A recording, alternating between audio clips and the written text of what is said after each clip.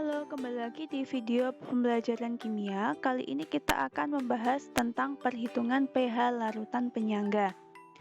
Larutan penyangga, komponen utamanya adalah asam lemah dan basa konjugasi, yang mana basa konjugasi ini diperoleh dari garamnya.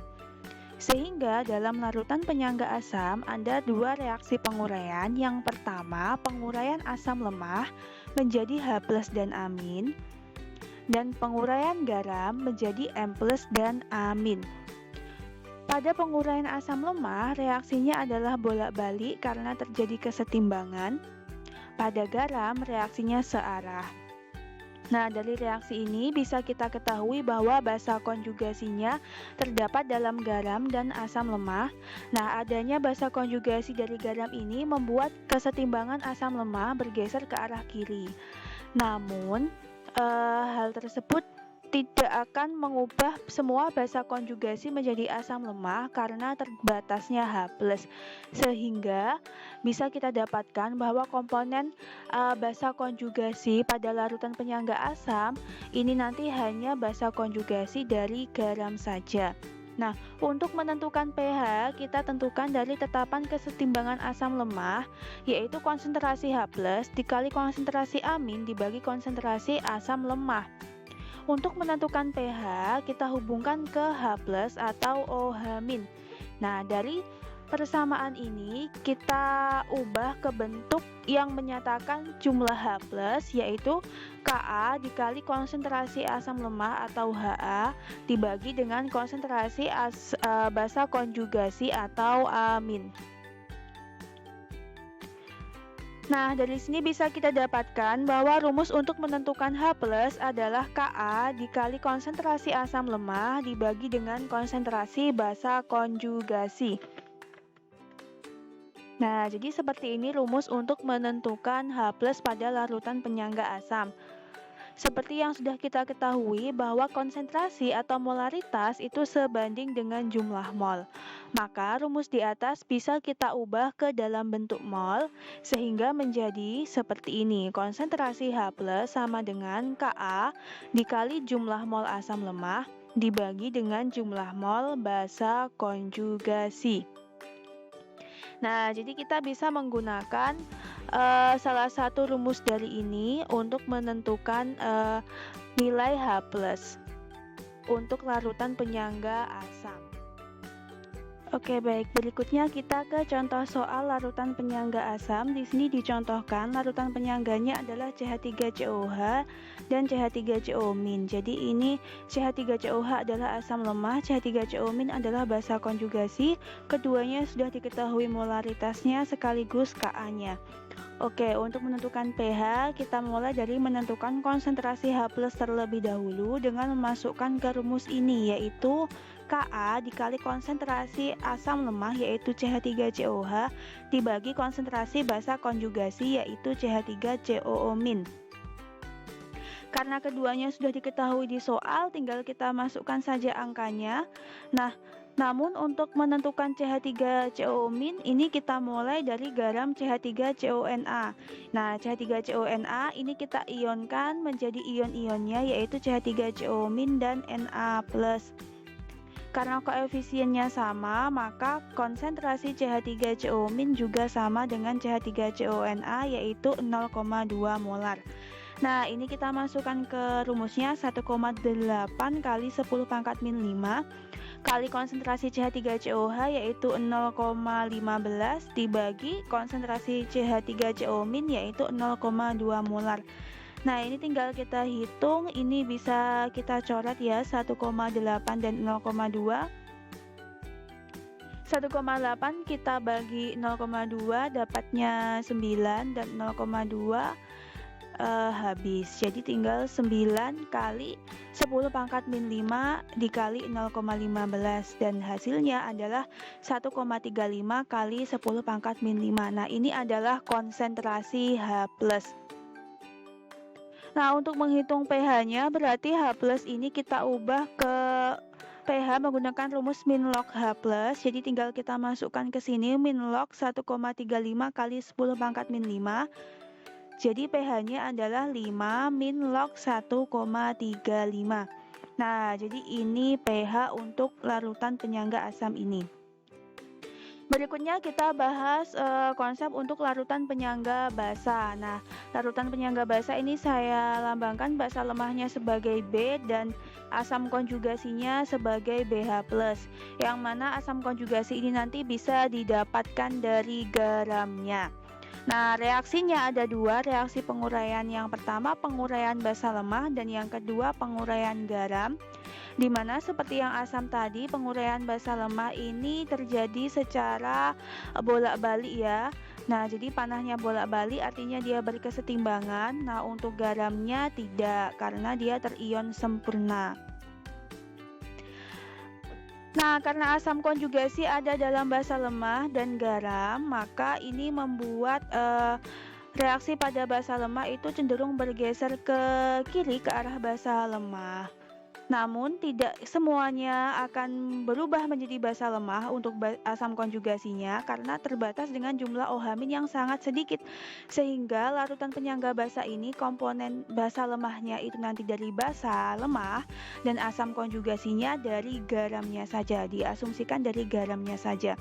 Untuk menentukan pH sama seperti yang asam tadi, yaitu dimulai dari kesetimbangan dari basa lemah. Nah, di situ H2O tidak masuk ya karena dia fasenya liquid. Lalu bisa kita ubah ke persamaan yang menyatakan nilai OH- sehingga didapatkan bahwa konsentrasi OH- adalah Kb tetapan basa lemah dikali konsentrasi basa lemah dibagi dengan konsentrasi asam konjugasinya. Nah, ini jadi kita dapatkan rumus untuk menentukan konsentrasi OH- adalah seperti ini dengan menggunakan konsentrasi. Nah, ingat ya, molaritas atau konsentrasi sebanding dengan jumlah mol. Maka rumus ini pun juga bisa kita ubah ke dalam bentuk mol, yaitu OH- sama dengan Kb dikali mol basa lemah dibagi mol asam konjugasi. Jadi dari sini kita bisa dapat dua rumus, yaitu yang pertama menggunakan konsentrasi dan yang kedua menggunakan jumlah mol. Bisa digunakan keduanya tergantung dari apa yang nanti diketahui di soal. Berikutnya ini contoh soal pH untuk larutan penyangga basa. Di sini larutan penyangga basanya komponennya adalah NH3, ini basa lemah ya, dan NH4Cl ini adalah garam dari NH3. Nah, di sini sudah diketahui jumlah molnya ya. Jadi konsentrasi OH-nya langsung saja kita masukkan ke rumus. Nah, karena menggunakan mol, jadi kita pakai rumus mol, yaitu Kb dikali mol basa lemah dibagi mol asam konjugasinya. Nah, untuk basa lemahnya adalah NH3, berarti ini kita masukkan jumlah mol NH3. Mol NH3, nah itu tadi keliru ya, mol NH3 dibagi mol asam konjugasinya yaitu NH4+. Nah, jadi kita cari terlebih dahulu jumlah mol dari NH4+. Kita ionkan dari garam NH4Cl, yaitu menghasilkan NH4+ dan Cl-. Nah, koefisiennya sama sehingga bisa kita dapatkan konsentrasi NH4+ adalah 0,4 mol. Jadi kita bisa langsung masukkan ke perhitungannya. Kita masukkan semua angkanya, Kb-nya 1,8 kali 10 pangkat min 5, mol NH3-nya 0,25 dan mol NH4+-nya adalah 0,4 mol. Ini bisa kita sederhanakan ya, 0,4 kita bagi 0,2 dapatnya 2, 1,8 bagi 0,2 dapatnya 9, lalu sisanya ini dikalikan dan didapatkan 2,25 kali 10 pangkat min 5. Nah, ini adalah konsentrasi dari OH-. Berikutnya kita tentukan pOH-nya, yaitu menggunakan rumus min log OH-. Sehingga kita masukkan di sini min log 2,25 kali 10 pangkat min 5. Nah, jadi pOH-nya adalah 5 min log 2,25. Jadi nanti pH-nya adalah kita cari menggunakan rumus 14 min pOH. Jadi pH-nya adalah 9 plus log 2,25. Nah, ini hasilnya untuk menghitung pH dengan jumlah mol. Berikutnya ini ada contoh soal berikutnya, yaitu suatu campuran terbentuk dari 50 mili H2SO4 0,02 molar dan 200 mili larutan NH3 0,015 molar. Nah, ini adalah larutan penyangga yang terbentuk secara tidak langsung. Tidak langsung artinya diperoleh dari reaksi asam kuat dengan basa lemah, di mana basa lemahnya berlebih. Kita cek dulu apakah benar basa lemahnya berlebih. Kita hitung jumlah molnya dengan cara mengalihkan volume dengan molaritas. Nah, H2SO4 molaritasnya 0,02 kali volumenya, maka didapat jumlah molnya adalah 1 milimol, sementara NH3 molaritasnya adalah 0,015 molar dikali volumenya 200 mili, jadi didapatkan 3 milimol. Nah, ini bisa kita ketahui ya bahwa jumlah mol NH3-nya lebih banyak dari H2SO4. Maka ini jelas larutan penyangga. Kalau jumlah molnya sama berarti hidrolisis. Oke, kemudian kita tentukan persamaan reaksinya terlebih dahulu. Jadi H2SO4 sama NH3 menghasilkan garam NH42SO4. Lalu kita tulis di sini MRS-nya. Nah, mula-mulanya untuk H2SO4 sesuai yang sudah kita hitung tadi ada 1 milimol. Oh iya, ini kita setarakan terlebih dahulu ya. Nah, jadi koefisien NH3 adalah 2, kita masukkan yang diketahui dan yang habis duluan adalah H2SO4, maka NH3-nya yang bereaksi sebanyak 2 milimol. Dan di akhir reaksi sisanya NH3 1 milimol dan NH42SO4 1 milimol.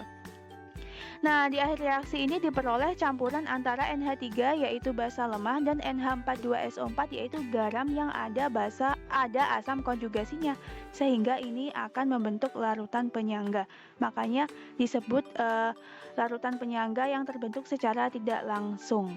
Oke, berikutnya untuk menentukan pH kita awali dengan menentukan konsentrasi OH- karena di sini basa lemah ya, jadi pakai OH-.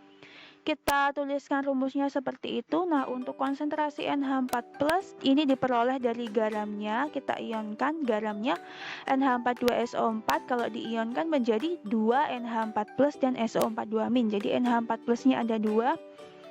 Nah, dari sini nanti akan kita peroleh bahwa NH4+-nya sebanyak 2 milimol dari kesetaraan perbandingan koefisien dengan jumlah mol. Kita masukkan ke sini Kb-nya 2 kali 10 pangkat min 5, mol NH3-nya 1 milimol dan NH4+-nya 2. Maka diperoleh di situ OH-nya adalah 10 pangkat min 5 dan pOH-nya adalah 5. Jadi pH-nya ada 9. Nah, cara ini cukup panjang ya. Kita bisa gunakan cara yang lebih sederhana, yaitu dengan cara yang lebih cepat. Nah, untuk menggunakan cara cepat ini kita tidak perlu mereaksikan reaksinya yang tadi, tidak perlu pakai mula-mula bereaksi sisa. Tetapi cara cepat ini ya dasarnya ya dari mula-mula bereaksi sisa terlebih dahulu. Dari reaksi tadi, itu adalah dasarnya. Nah, rumusnya adalah seperti ini. H+ atau OH- dicari dengan cara mengalihkan Ka atau Kb, dikalikan jumlah mol yang lebih besar, dikurangi jumlah mol yang lebih kecil, dibagi jumlah mol yang lebih kecil. Oke, kita hitung di sebelah kanan, tetapi di sini jumlah molnya harus kita kalikan dengan valensi. Nah, H2SO4 valensinya 2, maka di situ kita kali dengan 2 menjadi 2 milimol. Sedangkan NH3 atau NH4OH valensinya 1, maka nilainya tetap. Oke, kita masukkan ke sini. Jumlah mol yang lebih besar adalah 3, dikurangi yang lebih kecil yaitu 2, dan dibagi 2. Maka diperoleh perhitungan seperti ini dan didapatkan OH-nya adalah 10 pangkat min 5. Jadi pOH-nya adalah 5 dan pH-nya adalah 9, sama seperti yang tadi.